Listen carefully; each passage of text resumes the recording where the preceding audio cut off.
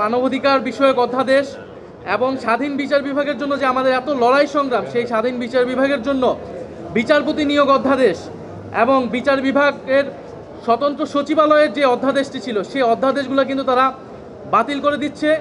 এছাড়াও স্থানীয় সরকার সম্পর্কিত অনেকগুলো অধ্যাদেশ, যেটার মাধ্যমে সংবিধান বিরোধী অবস্থান তারা নিচ্ছে, যারা নিজেরাই এত সংবিধানের কথা বলে, প্রশাসক নিয়োগ করে দলীয়করণ করে এবং স্থানীয় সরকার প্রতিষ্ঠানটি যদি না দাঁড়ায়, সেই ব্যবস্থার জন্য তারা কিছু অধ্যাদেশকে আইনে পরিণত করেছে বিরোধী দলের যৌক্তিক আপত্তি সত্ত্বেও। জাতীয় সংসদের এই অধিবেশনগুলোতে অন্তর্বর্তী সরকারের সময়ে প্রণীত যে অধ্যাদেশগুলো হয়েছিল, সেই অধ্যাদেশগুলো নিয়ে মূলত সেগুলোকে বিল হিসেবে উপস্থাপন করা হচ্ছে এবং আইনে পরিণত করা হচ্ছে।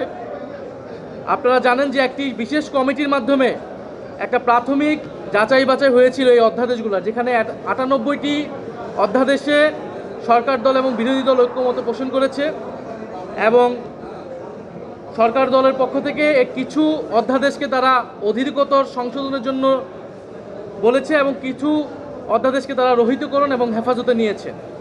এবং এর মধ্যে অত্যন্ত গুরুত্বপূর্ণ কিছু অধ্যাদেশ ছিল, যেরকম গুম প্রতিকার প্রতিরোধ অধ্যাদেশ, স্বাধীন বিচার বিভাগের জন্য বিচার বিভাগ সচিবালয় অধ্যাদেশ, মানবাধিকার অধ্যাদেশ ইত্যাদি।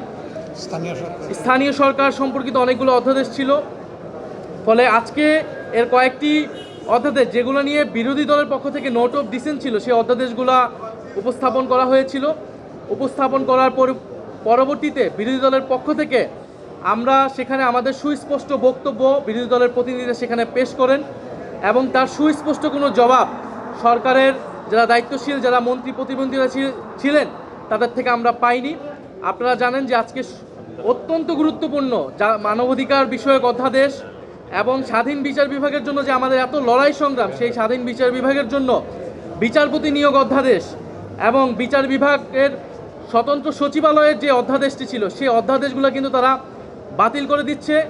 এছাড়াও স্থানীয় সরকার সম্পর্কিত অনেকগুলো অধ্যাদেশ, যেটার মাধ্যমে সংবিধান বিরোধী অবস্থান তারা নিচ্ছে, যারা নিজেরাই এত সংবিধানের কথা বলে, প্রশাসক নিয়োগ করে দলীয়করণ করে এবং স্থানীয় সরকার প্রতিষ্ঠানটি যদি না দাঁড়ায়, সেই ব্যবস্থার জন্য তারা কিছু অধ্যাদেশকে আইনে পরিণত করেছে বিরোধী দলের যৌক্তিক আপত্তি সত্ত্বেও।